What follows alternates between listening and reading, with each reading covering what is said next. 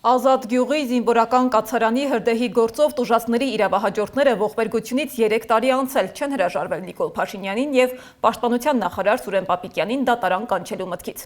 Դեպքի 3-րդ տարելիցին նվիրված ասուլիսի ժամանակ փաստաբան Նորայր Նորիկյանը հայտարարել է, որ ծածկադմփոց են անում Ազատի գործը։ Ըստ նրա, վիճելի է, որ զինվորները մահացել են շմոլ գազի հետևանքով։ Դեռևս չի պարզվել նույնիսկ, թե ով է զոհերի դիերը հանելու հրահանգ տվել։ Փաշինյանը կառավարության նիստում ասում է, մենք ամբողջ գիշեր աշխատել ենք, Փաշինյանը սկզբից խոսում է մեծ ծավալով բենզինի տարածման մասին, հետո մենք շրջանառության մեջ ենք տեսնում սուրճի բաժակի մասին տեղեկություններ, հետո մենք տեսնում ենք լրիվ ուրիշ զեկույցներ, օրինակ ինձ որպես